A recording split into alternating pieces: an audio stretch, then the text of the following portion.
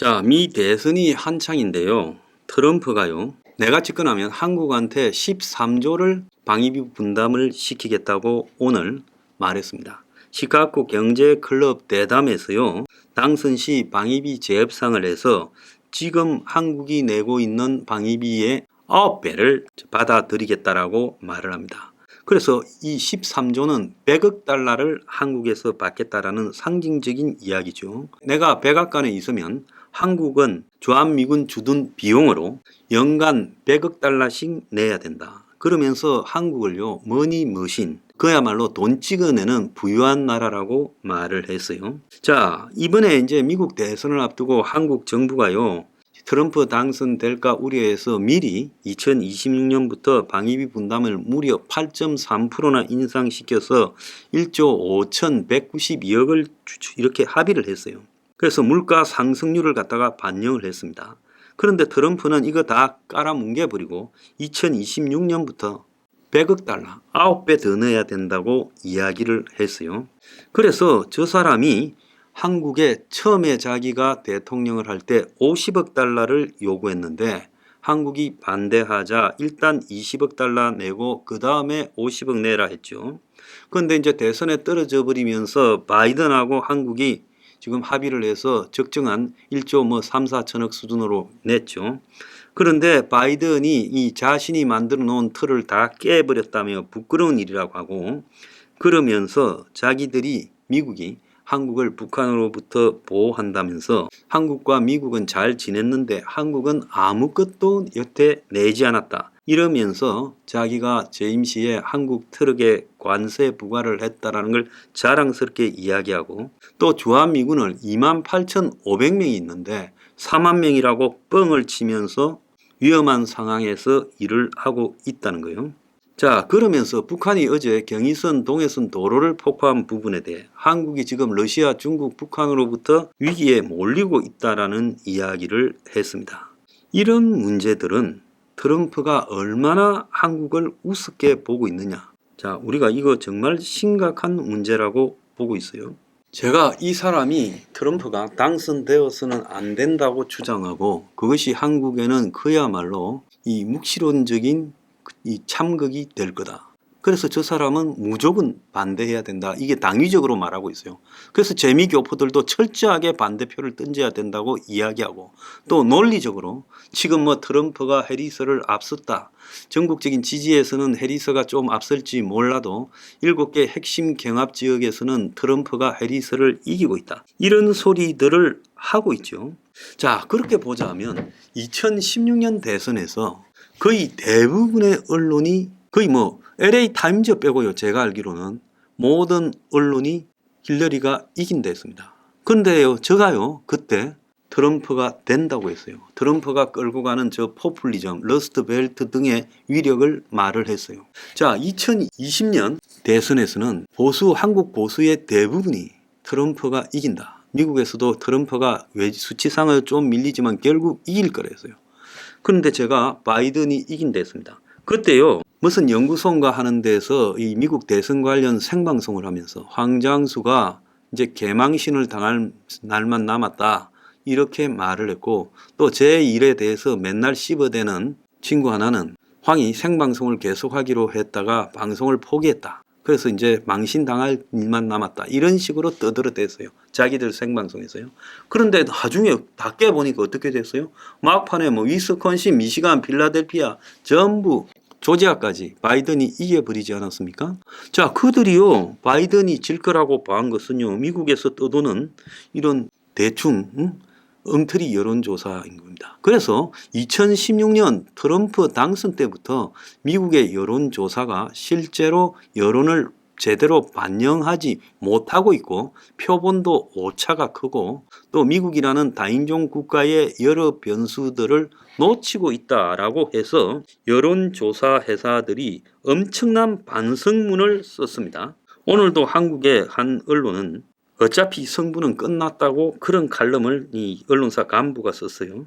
자, 그런데 미 대선 사전투표 첫날요, 15일 어제요, 30만 명이 넘는 사람이 투표하면서 투표 열기가 달아올랐다는 거예요. 처음에요, 지난 2016년에 미국 대선이요 56%였습니다. 그런데 지금 2020년에는요 66.8%인가 그랬어요.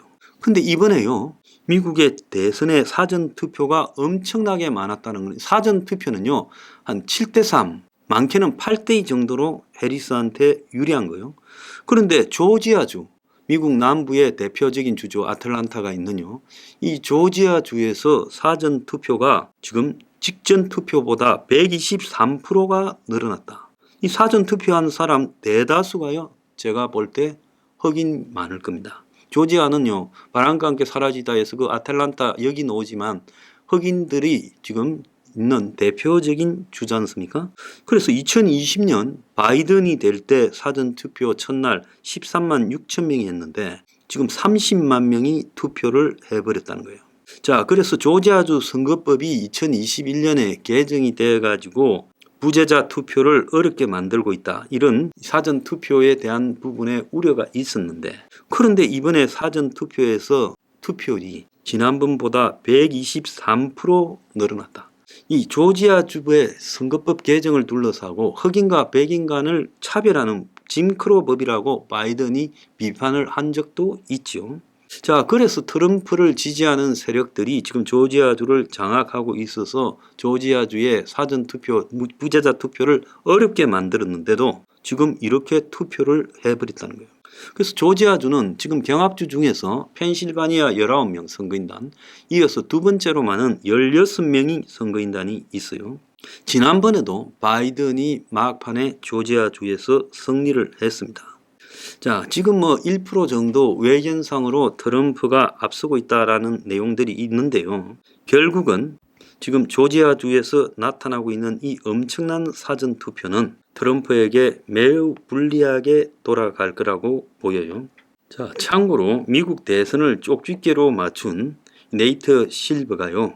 대선 쪽집게를 하죠.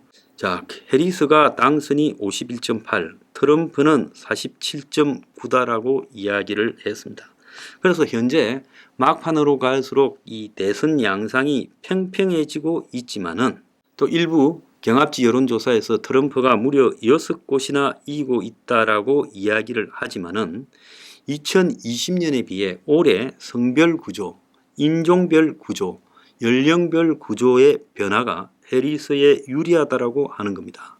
그래서 흑인 히스패닉의 해리스 지지가 바이든보다 조금 줄었지만은 백인 여성들의 해리스 지지가요 요즘 크게 증가해서 그래서 흑인과 히스패닉이 지금 해리스 지지가 바이든보다 감소한 것보다 훨씬 더 많다라는 겁니다.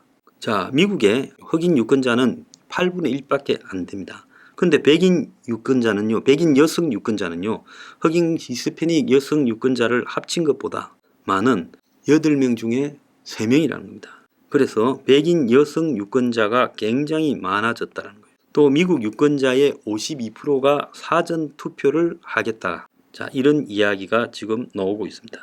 자, 지금 AI 하는데 챗 GPT도 결국은 예측이 어렵다고 말하고 있어요. 이번에 미국 대선에서 결국 캐스팅 보트를 던질 사람은 백인 여성 노동자다라는 이야기도 나오고 있습니다. 그런데 이 여성들 대부분이 트럼프한테 질려 있고요. 자, 그래서 이 트럼프에 대해서 지지가 제대로 나올지 표는 깨어봐야 된다 생각을 합니다.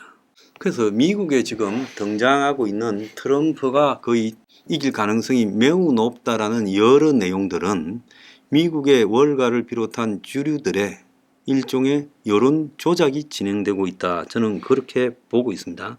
그래서 실제로는 사실 누가 이길지 모르는 이걸 예측할 수 있다고 하면 기신입니다. 그렇지만 저는 해리스가 이길 수 있다. 그거는 미국 대선의 투표율 그리고 사전 투표율이 높다라는 것은 해리스 지지자들이 엄청난 투표를 하고 있다는 겁니다. 그래서 조지아뿐만 아니라 미국 전역에서 지금 사전 투표율이 굉장히 높을 걸로 예상이 돼요. 그래서 이 사전 투표라는 것은 왜 하는가 하면 미국은 투표하는 날이 노는 날이 아니에요. 그래서 자기가 놀거나 시간이 있는 날 투표를 하는 게 사전 투표입니다. 그래서 보통 사전 투표를 하는 사람들은 이 살기가 빠듯하고 저소득층이고 히스패닉이고 흑인이고 이런 사람들이 많아요. 그럼 이런 사람들이 사전투표를 저렇게 하고 있다는 것은 결국은요, 현재 나오는 저 무수한 이야기보다 결국 높은 사전투표율과 높은 투표율이 이 선거를 끝낸다. 그런데 트럼프를 지지하는 사람은 얼추 표가 다 나왔다. 이제 샤이 트럼프가 없다고 봅니다. 다만 해리스를 지지하는 사람은 해리스가 흑인의 여성이기 때문에 지금 해리스를 지지하지 못한다고 이렇게 하고 있어요. 특히 흑인 남성들이 이 꼰대들이 많은데 겉으로 해리스를 지지한다라는 말을 안 합니다. 그렇지만 흑인 남성들이 트럼프를 지지할 건가? 그건 절대 하지 않을 거라고 봅니다. 또 아시안 히스패닉이 트럼프의 국경 철통 방어에 대해서 굉장히 고심하고 있는 사람들입니다. 그래서 자기 가족, 자기 친척 이런 사람들이 들어오지 못하도록 막고 있다. 그게 트럼프의 정책이라고. 그럼 이런 부분에 대해서 트럼프를 과연 지지할 수 있을까? 저는 그게 어려울 거라고 봅니다. 그래서 단순히 미국의 여론조사 회사, 전 절대 안 믿습니다. 그렇게 똑똑하고 잘난 미국의 여론조사 회사들이 2016년에 개망신을 당했고 2020년에도 많은 여론조사가 망신당했습니다. 그래서 지금 그 여론조사가 이번에 어떨 거라고 이야기하는 부분은요, 의미가 없어요. 그래서 저는 지난 두 번의 대선을 쪽집게처럼 맞춘 사람 입장에서 투표율이 좌우한다. 그리고 사전투표가 얼마나 높았는가, 전체 투표율이 얼마나 나오는가가 이번 대선을 좌지우지할 거다. 저는 해리스가 유리하다. 자, 저는 그렇게 분명하게 이야기합니다. 나중에 제가 틀려서 사과를 하더라도 저는 제 소신은 해리스가 유리한 상황이다. 자, 오늘 방송 여기서 마치겠습니다.